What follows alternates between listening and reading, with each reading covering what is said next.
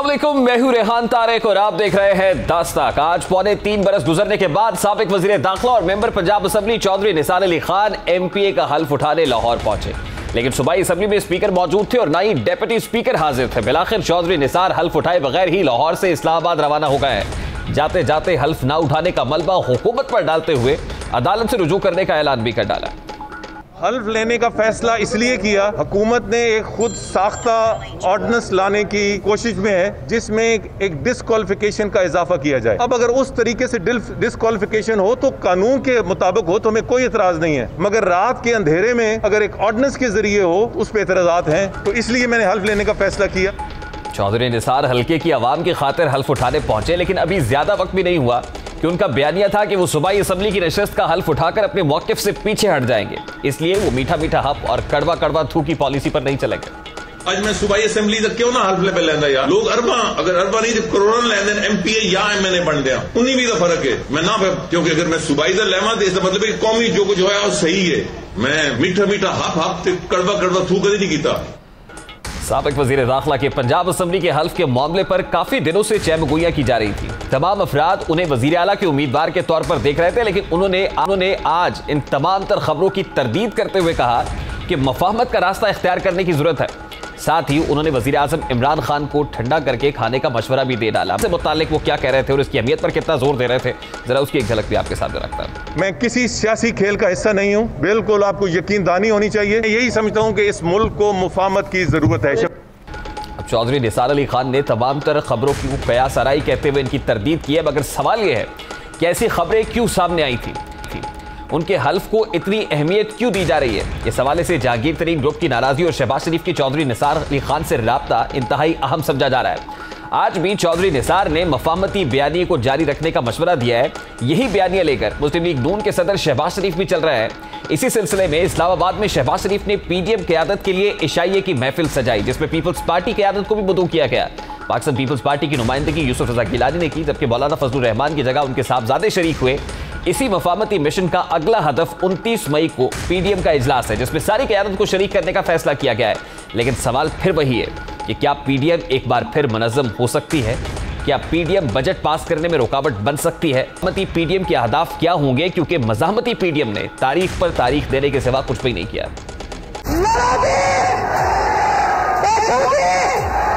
मैं इनको नहीं छोड़ूंगी, ये मेरा एक दूसरा रूप देखेंगे। ऐसी इबरतनाक शिकस्त, तौबा तौबा तौबा तौबा। पीपल्स पार्टी जब तक जवाब नहीं देती, पहले ये जवाब देंगे। के पापा रोजगार तो इंशाल्लाह बाद में लाएंगे, पहले इन वोट चोरों को रुलाएंगे। खान साहब को वापस लाना उनकी जिंदगी को कातिलों के हवाले करने के मुतरादिफ होगा। PDM तुम्हें पूरी तैयारी से घर रुखसत करेंगे। PDM आपके सामने खड़ी। जाली इमरान खान के जाने के दिन अब सिर्फ चंद रह गए। मैं तो ये चाहती हूँ ये 5 साल अपने पूरे करें। PDM से मुतालिक बहुत सारे सवालात हैं, लेकिन सवाल तो ये भी है कि चौधरी निसार के हल्फ उठाने के पीछे क्या मसलहत कार फरमा है। चौधरी निसार किसकी ख्वाहिश पर हल्फ उठाना चाह रहे हैं?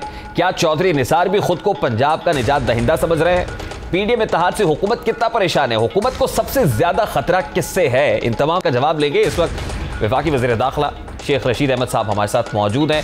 अस्सलाम वालेकुम शेख साहब, बहुत बहुत शुक्रिया आपके वक्त के लिए। सबसे पहले आज की बड़ी पॉलिटिकल डेवलपमेंट से शुरू कर लेते हैं। शेख साहब, आज चौधरी निसार अली खान अपने पॉलिटिकल क्वारंटीन से बाहर आ गए हैं। उनका पॉलिटिकल क्वारंटीन से बाहर आना किसी तब्दीली का पेश ख़बर है सर?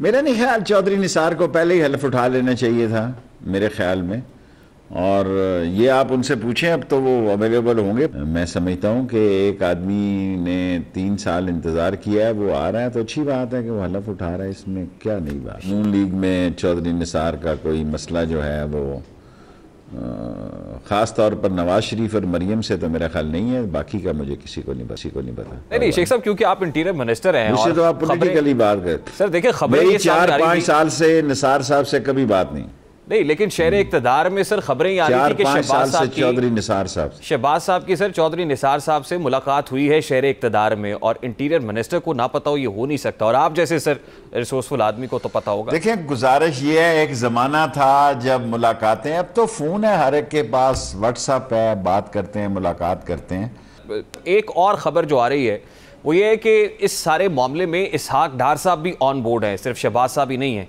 तो इसहाक डार साहब के ऑन बोर्ड होने का मतलब तो ये है कि शायद उस तरफ से नवाज शरीफ साहब कैंप भी जो है वो चौधरी निसार साहब से राब्ता में। मेरा नहीं ख्याल इसहाक डार आएगा, किसी कीमत पर नहीं आएगा। और 60 दिन की पाबंदी का ऑर्डिनेंस आ रहा है और वो डी सीट हो जाएगा इसहाक डार। मेरा ख्याल है इसहाक डार कभी नहीं आएगा, बुज़दिल भगोड़ा है वो, कभी नहीं आएगा और वो डी सीट होगा और उसकी सीट पे इलेक्शन होंगे। बज़ाहिर मुझे ये दिखाई दे रहा है। यानी इस ऑर्डिनेंस के पर्सपेक्टिव में चौधरी निसार साहब तो अपनी सीट बचा लेंगे, लेकिन आप ये कह रहे हैं कि अगर within the given time Ishaq Dar साहब नहीं आते तो ऑटोमेटिकली डी सीट हो जाएंगे, उनके लिए कोई नरमी नहीं है? नहीं, कोई नरमी नहीं है, बिल्कुल कोई नरमी नहीं। और ये भी कई इस तनाजुर में है कि ये जो ऑर्डिनेंस आया है वो पर्टिकुलरली इन दो शख्सियात के लिए ही था कि चौधरी निसार साहब के बारे में एक तो पता चले पल्स क्या है, दूसरा इसहाक डार साहब डी सीट होंगे तो कम से कम शौकत तरीन साहब के लिए जो है वो मामला सही हो जाएंगे, राह हमवार हो जाएगी। मेरा ख्याल यही ख्याल है। पहले तो शेख हफीज़ साहब ने जब सीट लूज़ की तो उनका ख्याल तो सिंध से लड़ने का था, लेकिन उनको इस्लामाबाद में लड़वाया गया। तो अब गालिब इम्कान यही है कि तरीन साहब को वहाँ से लड़वाया जाएगा। अगर कह रहा हूँ, अगर जो इसहाक डार है वो डी सीट होता है और यकीनन वो नहीं आएगा और वो ऑर्डिनेंस आने के बाद डी सीट हो जाएगा। अच्छा शेख साहब, जिस वक्त ये पॉलिटिकल डेवलपमेंट हो रही है तो उसी वक्त पंजाब में 30 से 35 MPs का एक ग्रुप भी एक्टिव है जो तरीन ग्रुप के नाम से मैदान में है। तो आपको लगता है कि इन दोनों इवेंट्स का भी आपस में कोई ताल्लुक है? यानी चौधरी निसार साहब का यहाँ से हल्फ उठाना, वहाँ से 30-35 लोगों का which are very much up against जो तासुर मिला? कुछ नहीं।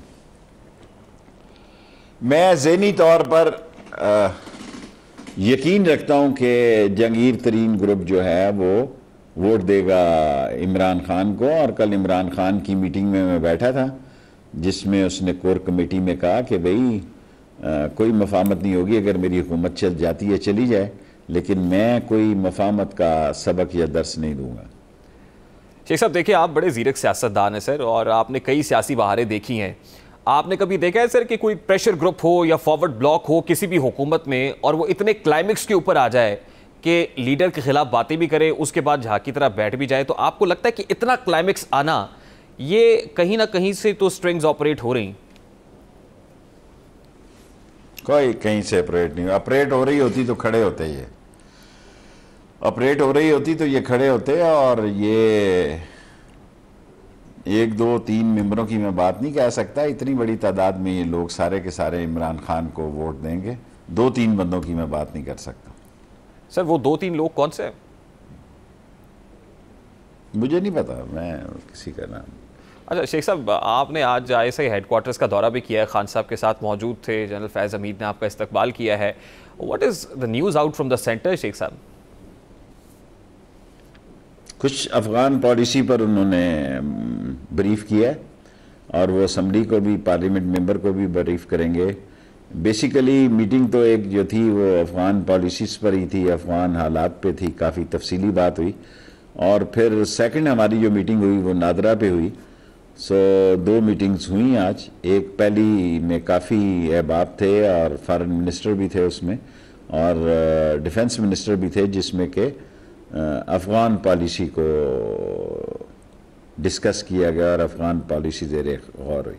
ठीक है, तो शेख साहब खान साहब के एतमाद के पीछे क्या है? यानी ये जो डेवलपमेंट हो रही है, वो 35 से 40 लोग हों, वो तरीन ग्रुप हो, वो रिंग रोड स्कैंडल हो, खान साहब बड़े कॉन्फिडेंट दिखाई देते। जैसे आपने कहा कि कल भी अपने पॉलिटिकल रफ़क़ाए कार से बात करते हुए उन्होंने ये कहा कि किसी को NRO नहीं देंगे, कोई नरमी नहीं है। तो खान साहब के एतमाद के पीछे क्या है sir?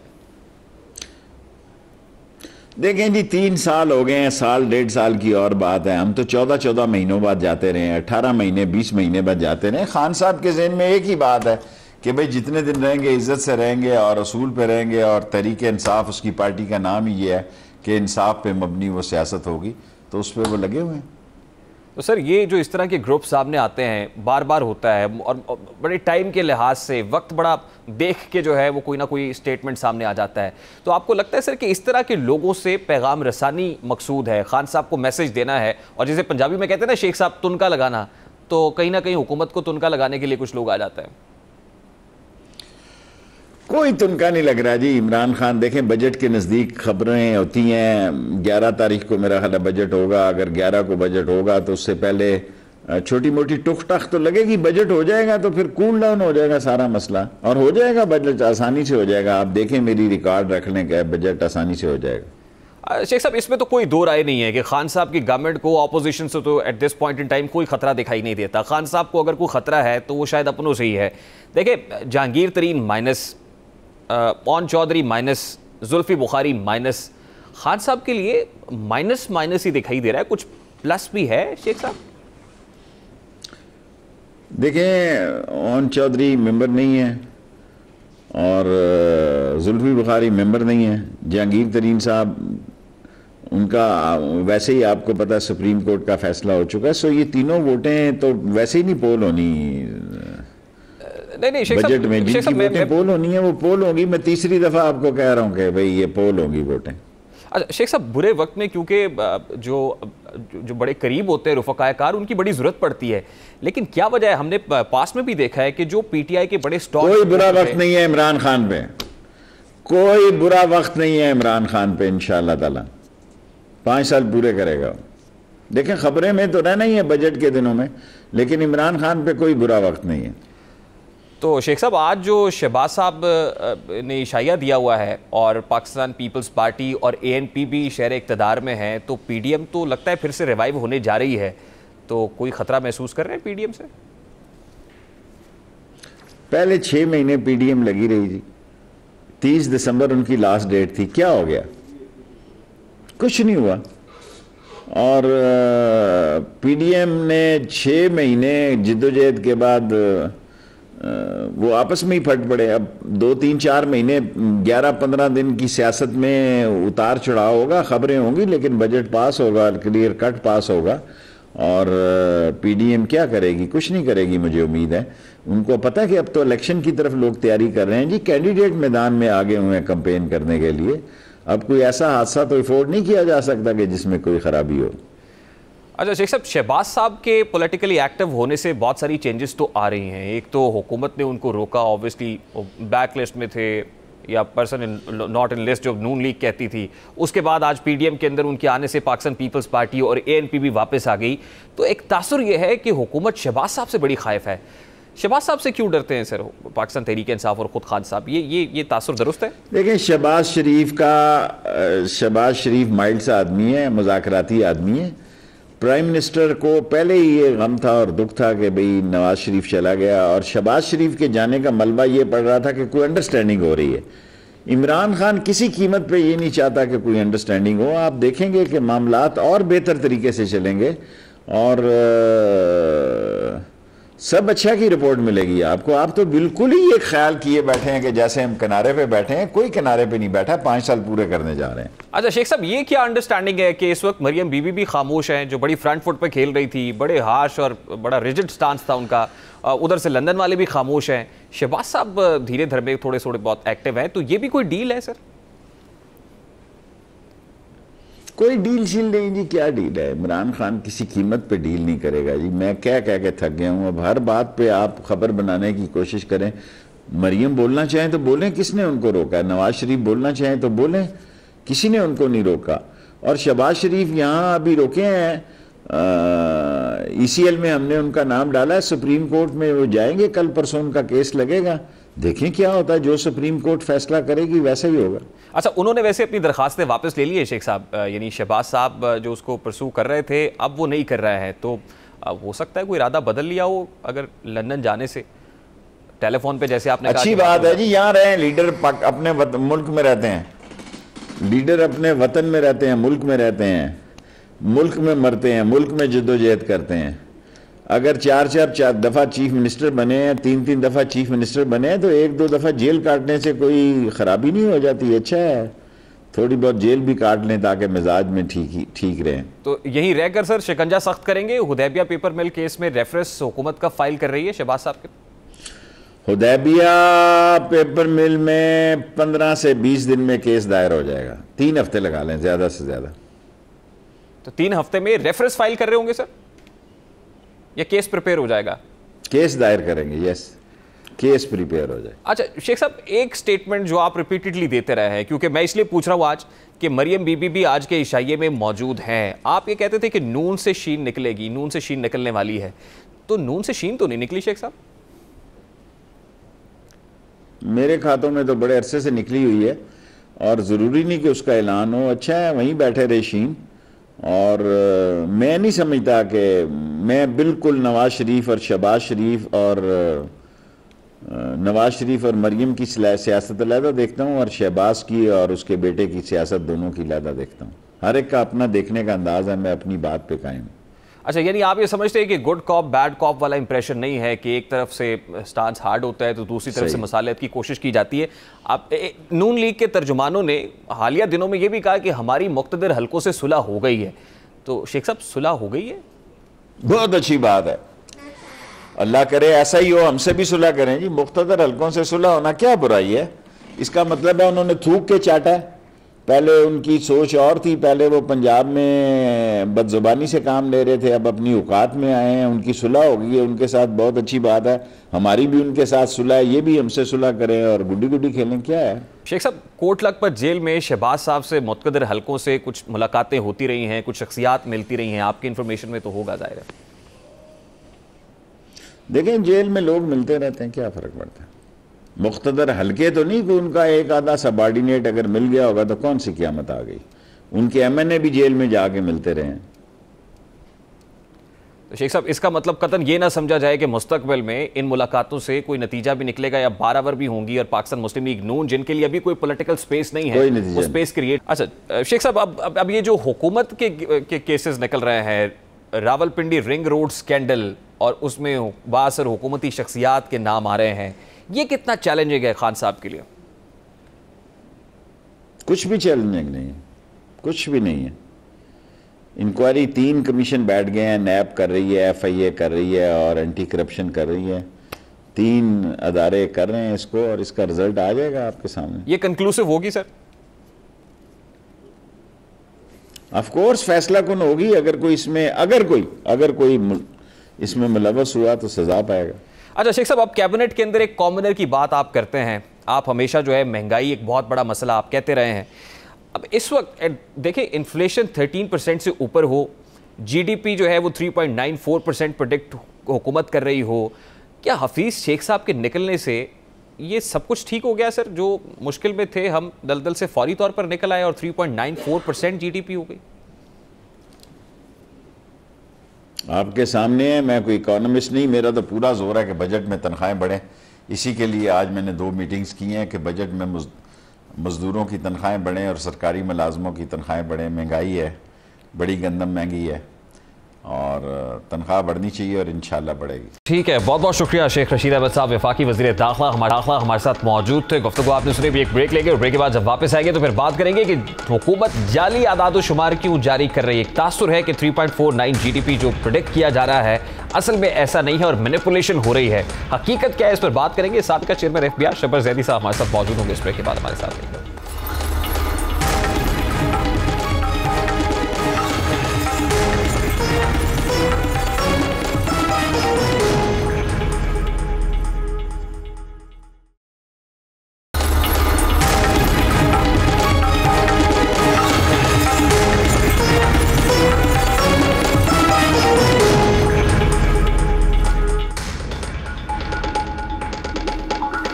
Welcome back. Eid ul Fitr गुजरते ही आवाम के लिए हुकूमत की जानिब से खुशखबरियां ही खुशखबरियां हैं। महंगाई तो कम नहीं हो सकी, लेकिन स्टॉक मार्केट में तेजी का रुझान दिखाया जा रहा है। कर्जों पर कर्ज लिए जा रहे हैं, लेकिन ज़र मुबादला के बढ़ते ज़खायर की रिपोर्ट्स दी जा रही हैं। सबसे बड़ी खुशखबरी वज़ीर आज़म पाकिस्तान इमरान खान ने सुनाई है। उन्होंने कौम को बताया कि नेशनल अकाउंट्स कमेटी ने मुल्क की पैदावार में इजाफे की पेशगोई की है। साथ ही कहा है कि GDP की शरह 3.94 तक रहेगी। यही नहीं है, बल्कि वज़ीर ख़जाना शौकत तरीन ने रवा माली साल के दौरान 3.94% और अगले माली साल के दौरान 5% माशी तरक्की की नवीद सुनाई है, जबकि उन्होंने जून तक पाकिस्तान की ग्रे लिस्ट से निकलने की उम्मीद है। शौकत तरीन साहब क्या कहते हैं, जरा उसकी एक झलक सबसे पहले आपके सामने रखते हैं। जो इकॉनमी है वो 3.94% से ग्रो कर रही है। तो ये 3.94 जिसको लोगों ने कॉन्ट्रोवर्शियल बना दिया है वो होना नहीं चाहिए, बिकॉज ये एक बड़े शफाफ तरीके से प्लानिंग डिवीजन ने किया है, फाइनेंस का इसके साथ कोई ताल्लुक नहीं है। ये एक नंबर है जो कि हमें उम्मीद दिलाता है कि अगर हम अब आगे चलें इसको ग्रोथ की तरफ, तो शायद अगला साल जो है, जो मैं कह रहा था कि 5% हमें ग्रोथ दिखानी चाहिए, वो हो सकती है, और उसके अगले साल 6% प्लस हो सकती है। सवाल यह कि शरह नमू जो चंद हफ्ते कबल तक मुसलसल गिर रही थी, डिक्लाइन देखा जा रहा था, जिसमें बेहतरी के कोई इम्कानात दिखाई नहीं दे रहे थे, जिसके बारे में खुद वजीर खजाना कह चुके थे कि कुछ नहीं पता मईशत किस समत में जा रही है, हमें अपना घर ठीक करना पड़ेगा, जहाज के कप्तान को मजबूत होना पड़ेगा वरना कश्ती आगे नहीं बढ़ेगी, प्राइवेट सेक्टर से लोग लाने के लिए नैब कवानीन में तब्दीली करना होगी। अब अचानक कौन सा ऐसा मुर्जा हुआ है कि शरह नमू अचानक तेजी से बढ़ना शुरू हो गई है। बात है कि शौकत तरीन साहब क्या फरमा रहे थे, जरा उसकी एक झलक भी आपके सामने रखते हैं। जो बेसिकली जो ग्रोथ थी इस वक्त 5.5% की, वो जरूर ये थी कि आप उसको एक डेट सपोर्टेड वो ग्रोथ थी, तो उसकी वजह से आपने करंट अकाउंट डेफिसिट को बहुत बड़ा कर दिया। ठीक है, उसको आप हैंडल करते, लेकिन अगर 7% आपका जो कोर इन्फ्लेशन है और 13.25% पे आप इंटरेस्ट रेट लेके चले गए, और फिर उसके बाद एक्सचेंज रेट है उस वक्त 112-115 पे फिर रहा था, और आप उठा के उस पर 165 पे लेके चले, तो आपने मईशत की तो बेड़ा गर्क ही करके रख दिया ना। अब इन तमाम तर स्टेटमेंट्स को जहां ऑपोजिशन की जानिब से हदफ तनकीद बनाया जा रहा है, वहीं सवाल यह है कि मुल्क में शरह नमू कैसे बढ़ सकती है, जबकि रवा माली साल के पहले 10 माह के दौरान पाकिस्तान में छोटे और दरमियानी सतह के 28% कारोबार बंद हुए हैं। इन बंदिशों के हवाले से फेसबुक इंतजामिया ने सर्वे भी जारी किया है। मुल्क में तरक्की का मयार अचानक कैसे बुलंद हो गया, जबकि स्टेट बैंक ने 3%, IMF ने 2%, जबकि वर्ल्ड बैंक ने सिर्फ 1.5% रहने की पेशगोई पहले से ही की थी। मुल्क कैसे तरक्की के कोहे हमालिया को छूने लगा है, जबकि जुलाई से अप्रैल के दौरान बराह रास्त गैर मुल्की सरमायाकारी में 32% कमी हुई है। सवाल तो यह भी है कि मुल्क में ज़राअत की तरक्की के दावे क्यों किए जा रहे हैं, जबकि खाने पीने की अशिया दरामदात 10 माह में 57.31% बढ़ गई है। पेरिशेबल आइटम्स है जिनकी इंपोर्ट बढ़ती हुई दिखाई दे रही है। सवाल यह है कि हुकूमत को दुरुस्त आदाद-ओ-शुमार क्यों नहीं बताना चाह रही, अवाम से हकाइक क्यों छुपाए जा रहे हैं। हुकूमत माशी तरक्की के सपने दिखा तो रही है, लेकिन अवाम को यह नहीं बताया जा रहा कि रवा माली साल के पहले जो चंद माह हैं, जो पहले 9 माह के दौरान गैर मुल्की कर्जों की मालियत में 3.2 अरब डॉलर का इजाफा हुआ है। दिसंबर 2020 में गैर मुल्की कर्जों की मालियत 117 अरब 11 करोड़ डॉलर से जायद हो चुकी थी। इसी हवाले से सेक्रेटरी जनरल मुस्लिम लीग नून एहसन इकबाल ने भी हुकूमत से चंद सवालात किए हैं। एहसन इकबाल साहब, मरकजी सेक्रेटरी मुस्लिम लीग नून, क्या कहते हैं वो भी आपके सामने रखता है। हुकूमत के मुशीर 2 दिन से कह रहे हैं मईशत टेक ऑफ कर गई। अगर महंगाई का टेक ऑफ करना मईशत का टेक ऑफ करना है, फिर तो यकीनन मईशत टेक ऑफ कर गई। कहते हैं कि 3.9% के आदाद शुमार आगे ग्रोथ। ऑपोजिशन परेशान है बाबा, ऑपोजिशन परेशान नहीं है, आपके अपने हमायती परेशान है कि ये कहां से नंबर निकल आया। इतनी धांधली तो हम सोच भी नहीं सकते थे। ये मईशत की जो नंबर्स हैं ये भी RTS के नंबर, जिस तरह RTS से नतीजा निकला था इसी तरह ये ग्रोथ रेट का नतीजा निकला है। इसी मामले पर बात करेंगे। इस वक्त साबिका चेयरमैन FBR शबर ज़ैदी साहब हमारे साथ मौजूद हैं। अस्सलाम वालेकुम शबर ज़ैदी साहब, बहुत बहुत शुक्रिया आपके वक्त के लिए। सबसे पहले तो ये फरमाइएगा कि नेशनल अकाउंट्स कमेटी की तरफ से GDP 3.94% प्रोडिक्ट की गई इस फिस्कल ईयर के हवाले से, और फिर इसको ना सिर्फ बाय किया गया बल्कि अप्रिशिएट भी किया गया वज़ीर आज़म इमरान खान साहब की तरफ से, फाइनेंस मिनिस्टर की तरफ से। ये डिजिट्स कितने रिलायबल है शबर ज़ैदी साहब? देखिए, बात ये कि जो हमारा जो कंपोजिशन है ना ये GDP का, इसको हमने ना पिछले 30-35 साल में बड़ा ख़राब कर लिया है। इसमें एक बहुत बड़ा फैक्टर अगर आप देखें तो मिलेगा सर्विसेज का, और सर्विसेज के अंदर होलसेल ने रिटेल ट्रेड भी डाल दिया, इंश्योरेंस भी है, और अगर आप देखें तो सारी ग्रोथ आप उसमें दिखाते हैं। तो ठीक है, मेरा ख्याल है रिलायबल है, बट इसको वेरीफाई करना पड़ेगा। और ये नेशनल अकाउंटेबिलिटी जो भी सेक्शन डिपार्टमेंट है, मुझे मेरा उनसे पहला सवाल तो ये है कि ये होलसेल ट्रेड की इसकी बात कर रहे हैं, ये डॉक्यूमेंटेड है या अनडॉक्यूमेंटेड है, ये एस्टिमेटेड है, क्या है ये? अच्छा देखिए शबर साहब, मईशत की ये जो डायनामिक्स है ख़ास तौर पे, इसको तो आप बेहतर तौर पे समझते हैं, ये मैनिपुलेट किया जाता है। मतलब जैसे पाकिस्तान तहरीक इंसाफ गवर्नमेंट के फर्स्ट ईयर के अंदर 1.9% GDP को 3.3% दिखाया गया, तो इस मैनिपुलेशन की भी ज़रूरत पड़ती है हुकूमत को? यार मेरी एक बात बताओ कि मैनिपुलेशन किसके, इससे क्या आपके ख्याल में आप और मैं एक प्रोग्राम कर देंगे, आप कहोगे ये 4.5 है, मैं कहूँगा 3.5 है, अपोजिशन आएगी वो कहेगी ये 2 है, फिर एक आदमी आएगा वो कहेगा 3 है, फिर वर्ल्ड बैंक आएगा वो कहेगा 2.5 है। इसका कोई आम आदमी पे कोई फर्क पड़ता है? अब कोई इस चीज़ की अहमियत रह गई है इस मुल्क के अंदर? ये तो किताबी बातें हैं, इस पर हम क्यों टाइम ज़ाया कर रहे हैं? सर जहाँ तक आम आदमी की बात है, इस वक्त इन्फ्लेशन 13% से ऊपर दिखाई दे रही है, 5 मिलियन से ज़्यादा लोग अनएम्प्लॉयड हैं, 20 मिलियन से ज़्यादा एक्सट्रीम पॉवर्टी में हैं। देखिए वो बात भी मैं उस पर ना डिसएग्री करता हूँ। एक कुछ साहब हैं लाहौर में बैठे हैं, मेरे जानने वाले ही हैं, वो हर रोज आना कहते हैं कि इतने लोग नीचे गिर गए फिर इतने ऊपर आ गए, फिर वो इतने गिर गए फिर इतने ऊपर आ गए। ये सारी फिक्रें क्लासरूम में बैठ के बनती हैं, इन लोगों का कोई ताल्लुक ग्राउंड रियलिटी से नहीं है। जी शबर साहब, यही तो मैं पूछ रहा हूँ ना कि as far as per capita income is concerned, तो उस पर कैपिटा इनकम तो बढ़ती हुई दिखाई नहीं दे रही, तो ऑब्वियसली नेचुरल सी बात है कि बाइंग पावर भी लोगों की नहीं होगी। लेकिन दूसरी तरफ से जो फिगर दिखाया जाता है वो बिल्कुल अनरियलिस्टिक सा लगता है। मेरी बात सुनो ना, पर कैपिटा इनकम पाकिस्तान की पर कैपिटा इनकम तुम कहाँ से उठाओगे? इकोनॉमिक सर्वे से उठाओगे ना जी। इकोनॉमिक सर्वे की जो फिगर है वो डॉक्यूमेंट, या जिस वक्त हम लोग बाहर निकलते हैं, लोगों से बात करते हैं, पता चलता है कि एवरेज आदमी तो बड़ा परेशान है, बड़ा प्रॉब्लम के अंदर है। नहीं, मगर एवरेज आदमी के पास जाओ तो होटलों में जगह भी नहीं मिलती, ये भी है ना, मानते हो? अब तो आपको लग रहा है सर कि पर capita income despite Covid crisis बढ़ी है? नहीं, मैं ये कह रहा हूँ आपको कि पर कैपिटा, यही मैं कह रहा हूँ ना कि गरीब आदमी कौन गरीब है, कौन अमीर है, किसका बड़ा है, किसका फायदा हुआ है, ये बड़ी रिलेटिव टर्म है। देखिए हुआ ये है पिछले 40 साल में, पिछले 30 साल में, खास तौर पे सेकेंड वर्ल्ड वॉर के बाद से, जब से ये कैपिटलिज्म की बीमारी आई है ना पूरी तरह, उसमें क्या हुआ है कि कंसंट्रेशन ऑफ वेल्थ हो गई है। तो अब पर कैपिटा इनकम तो बढ़ गई है। देखिए अगर पाकिस्तान की कैपिटा इनकम बढ़ जाए, ठीक है, और कंसंट्रेशन हो जाए चंद लोगों में, तो आप क्या करेंगे? उसका जवाब क्या देंगे मुझे? मेरी बात समझ कह रहे मैं क्या कह रहा हूँ? अगर मेरी पर कैपिटा इनकम आज $1300 है पर एनम, फॉर आर्गुमेंट सेक, ये 5000 हो जाए, ठीक है, और कंसंट्रेट हो जाए सिर्फ 5000 आदमियों में, तो क्या पाकिस्तान अच्छा हो जाएगा या बुरा हो जाएगा? नहीं, ऑब्वियसली फिर हम अशराफिया की बात करेंगे, फिर हम चंद लोगों की बात करेंगे, फिर हम कहेंगे मनी सर्कुलेशन की। तो इतनी रॉकेट साइंस में आपने सारी चीज को तो आसान कर दिया ना कि पर कैपिटा इनकम बढ़ गई, बड़ी अच्छी बात है, बढ़ गई, फिर क्या हुआ भाई? अभी मैं किताब पढ़ रहा था, किताब आई है जाइंट्स नाम है उस किताब का, उसमें ये उन्होंने बताया कि जो दुनिया में 5 या 6 आदमी है वो दुनिया की 70% इकोनॉमी को जाती तौर पर कंट्रोल करते हैं।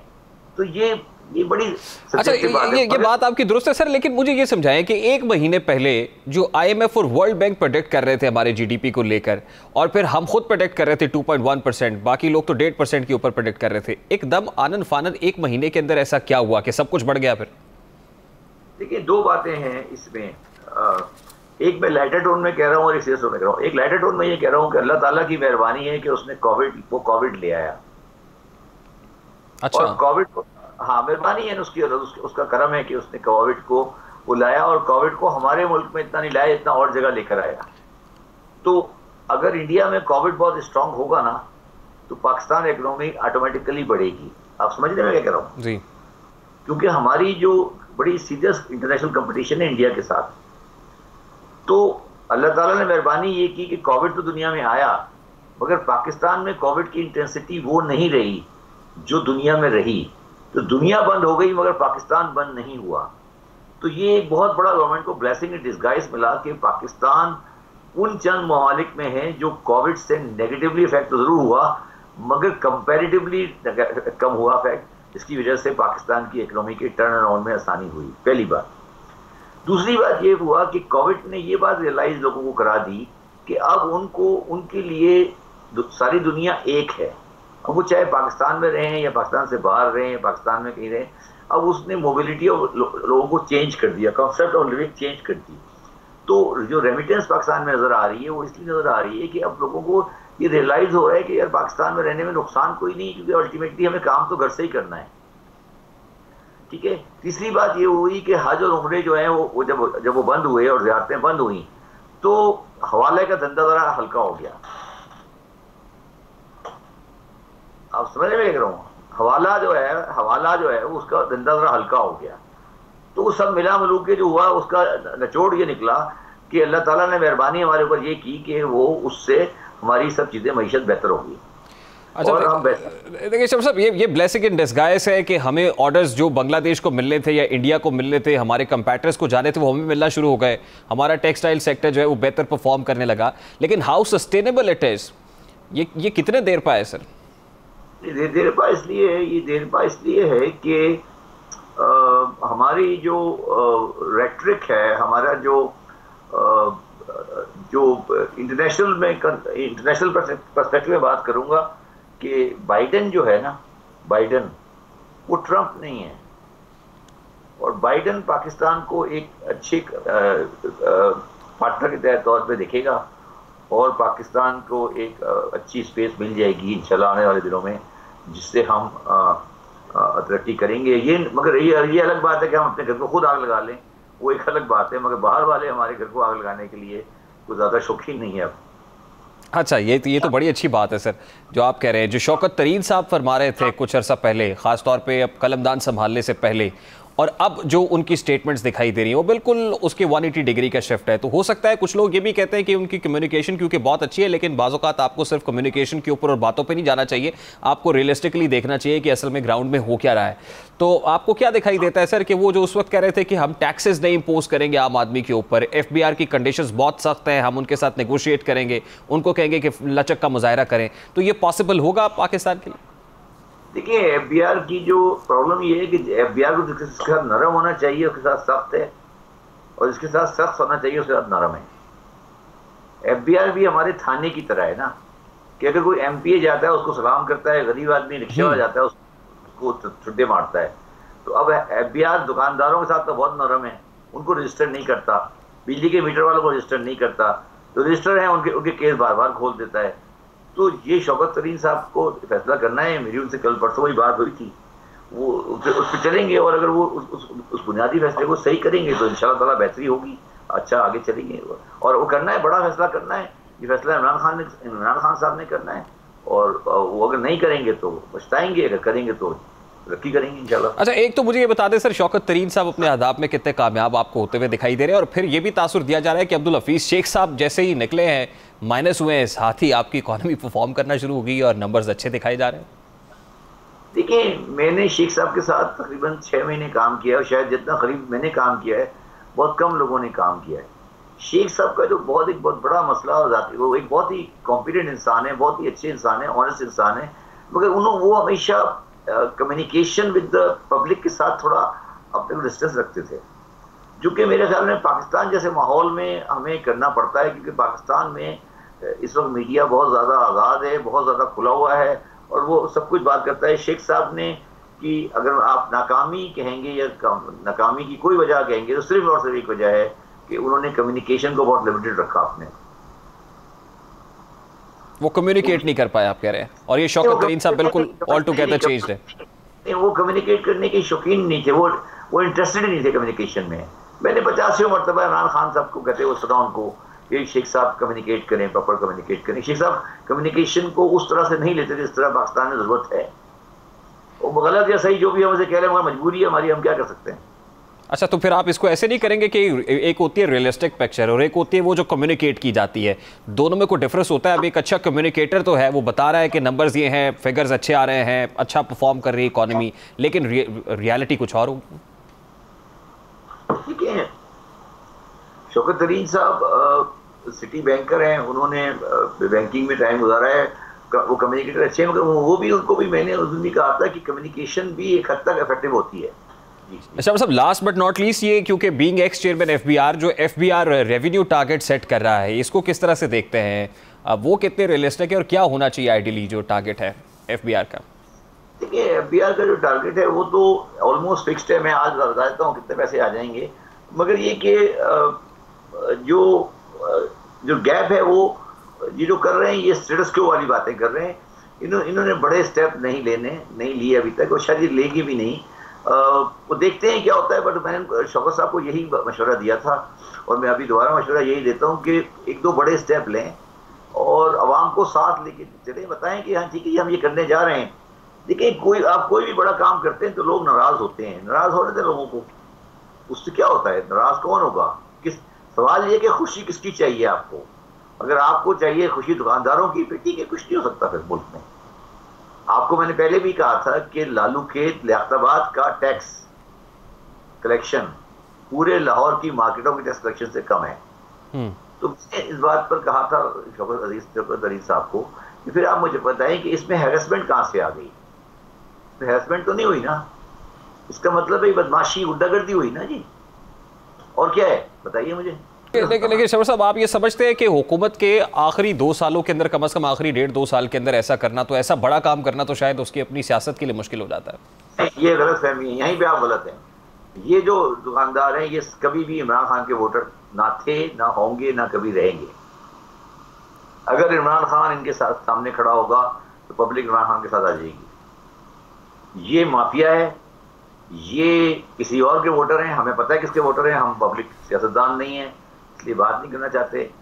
ये माफियाज हैं, ये आड़ती माफियाज हैं, ये शुगर ट्रेड के माफियाज हैं। ये लोग नहीं चाहते कि अब आपको बेनिफिट मिले। इमरान खान अगर इनके खिलाफ जाएंगे तो इमरान खान जीत जाएंगे। ये इमरान खान को गलत मशवरा दिया जा रहा है कि आप हार जाएंगे। इमरान खान 4 दिन बाजार बंद कराएं, जीत जाएंगे, हारेंगे नहीं, जीत जाएंगे। ये बात इमरान खान को समझ आनी चाहिए कि अगर 4 दिन अनारकली बाजार बंद रहेगा तो ये अच्छाई है, बुराई नहीं है। अगर लिबर्टी मार्केट बंद होगा तो बुराई नहीं होगी, अच्छाई होगी मुल्क के लिए। ठीक है, बहुत बहुत शुक्रिया शफर जैदी साहब आपके वक्त के लिए। साबिका चेयरमैन FBI शफर जैदी हमारे साथ मौजूद थे। गुफ्तगू आपने सुनी, अभी एक ब्रेक लेंगे और ब्रेक के बाद जब वापस आएंगे तो गुफ्तगू कंटिन्यू करेंगे। हमारे साथ रहिए।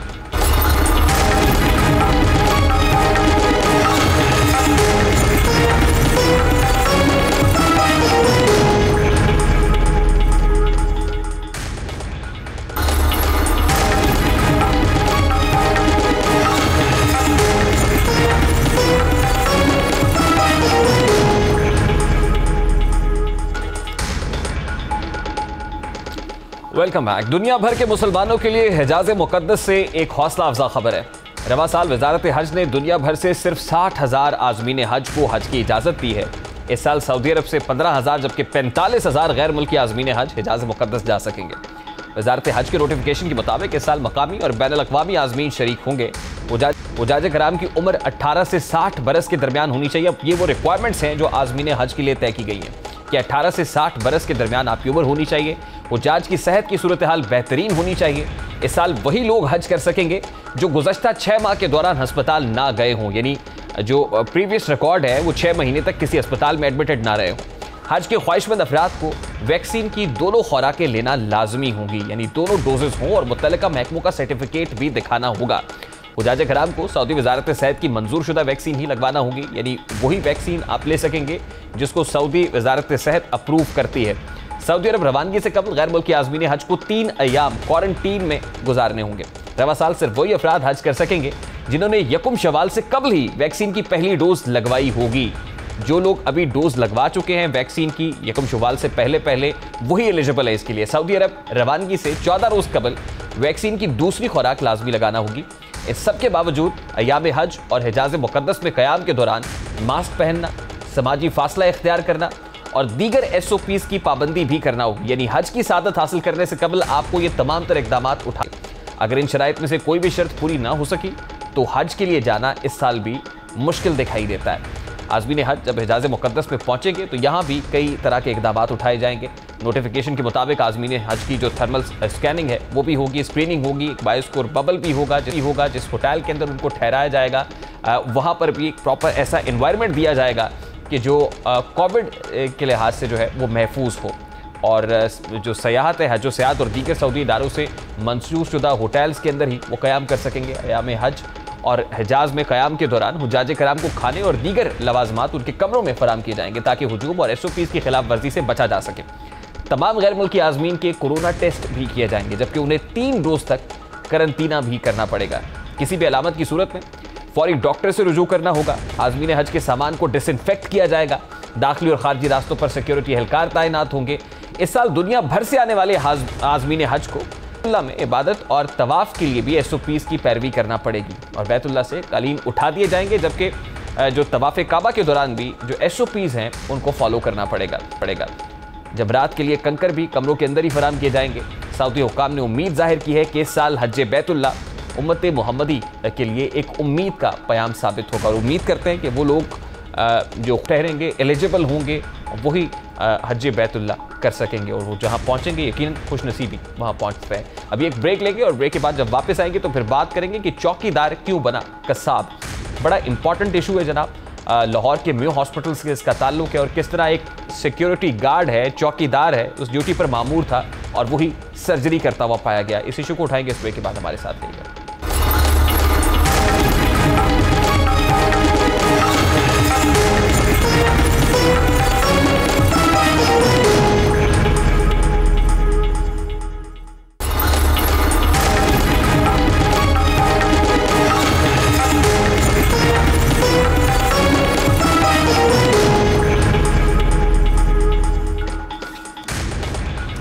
वेलकम बैक नाज़रीन। आज हम आपकी मुलाकात एक ऐसे चौकीदार से कराते हैं जो कि कसाई बन गया और वो अपने हाथों से जानवरों की नहीं बल्कि इंसानों को ज़िबा करने लगा है। आपकी टेलीविजन स्क्रीन पर एक सीसीटीवी फुटेज चल रही है। अभी फुटेज आपको दिखाते हैं। स्ट्रेचर के साथ भागते दौड़ते ये मरीज लवाहिकीन के साथ साथ फाइलें हाथ में पकड़ा एक शख्स भी दिखाई दे रहा है। लवाहिकीन है जहाँ पर स्ट्रेचर के साथ ही वहीं पर एक फाइलें बगल में दबाए हुए एक शख्स जा रहा है। इसका नाम वहीद भट्ट है और ये तमाम लोग मरीज़ा को लेकर ऑपरेशन थिएटर में दाखिल होते हैं जी। मरीज़ा की कमर पर एक मामूली जख्म है मगर घबराना नहीं है, डॉक्टर साहब पलक झपकते ही इलाज कर देंगे। ऑपरेशन शुरू होता है, जख्म पर पट्टियां कर दी जाती हैं। जब ऑपरेशन बिगड़ता है, जख्म संभाले नहीं संभलता है तो वहीद भट्ट साहब जो सर्जन है मुबैना तौर पर वो जाते हैं जनाब और उस पर पट्टी कर देते हैं। उसके बाद मरीज़ा को घर जाने का कहा जाता है कि बाकी मरहम पट्टी वो घर आकर करेंगे। 5 रोज़ तक ये सिलसिला जारी रहता है। 80 साला ज़ईफ़ बुजुर्ग हैं जिनका ऑपरेशन हुआ है इस ऑपरेशन थिएटर के अंदर। फिर वो वहीद भट्ट साहब कहते हैं कि घर आकर माँ जी मैं पट्टियाँ कर दूंगा। 5 रोज़ तक आते रहते हैं। उसके बाद जब फिर मामला ख़राब हो जाता है तो वो कहते हैं कि अब इसका इलाज हॉस्पिटल के अंदर ही हो सकेगा। वहीद भट्ट साहब दोबारा उनको लेकर हॉस्पिटल पहुँचते हैं। वहाँ पर जो असल डॉक्टर है वो पूछते हैं कि आपका ये ऑपरेशन किसने किया है, तो लवाहिकीन बता देते हैं कि जी ये वहीद भट्ट साहब है, इन्होंने ऑपरेशन किया है। जब मामला खुलता है तो पता चलता है कि वहीद भट्ट कोई सर्जन नहीं है, डॉक्टर नहीं है, बल्कि सिक्योरिटी गार्ड है। और वो सिक्योरिटी गार्ड है जिसको 2 साल कबल नौकरी से फारिग कर दिया गया था। यानी वो सिक्योरिटी गार्ड सर्जिकल टावर जो हसास जगह है जहाँ पर गैर मुतल्लका अफराद नहीं पहुँचते हैं, या तो लवाहिकीन हो सकते हैं, लवाहिकीन में से भी कोई एक अटेंडेंट जाने की इजाज़त होती है। वहाँ वहीद भट्ट नामी शख्स जो सिक्योरिटी गार्ड की ड्यूटी देता रहा वो कैसे पहुंचा और उसने ये ऑपरेशन कैसे कर दिया, 80 साल बुजुर्ग की ज़िंदगी से खिलवाड़ करने का उसको किसने जो है सर्टिफिकेट दिया। और ये कोई फार फ्लंग एरियाज़ के अंदर मौजूद हॉस्पिटल नहीं है, कोई बलूचिस्तान का हॉस्पिटल नहीं है, साउदर्न पंजाब का नहीं है, लाड़काना का हॉस्पिटल नहीं है, बल्कि पंजाब का दिल लाहौर शहर साईं उस्मान बुज़दार का लाहौर तख्ते लाहौर है जनाब, कि जिसके हॉस्पिटल के अंदर ये सब कुछ हो रहा है। अगर यहाँ ये सब कुछ हो सकता है तो साईं बुज़दार साउदर्न पंजाब के अंदर भी ये सब कुछ हो सकता है। आपकी हुकूमत पर एक चार्जशीट ज़रूर है। बारकैफ ये लम्हा फ़िक्रिया है, हुकूमत के सोचने की बात है। ये तो था आज का दस्तक। आपसे मुलाकात होगी इंशाल्लाह कल। अपना रखिएगा ख्याल। अल्लाह।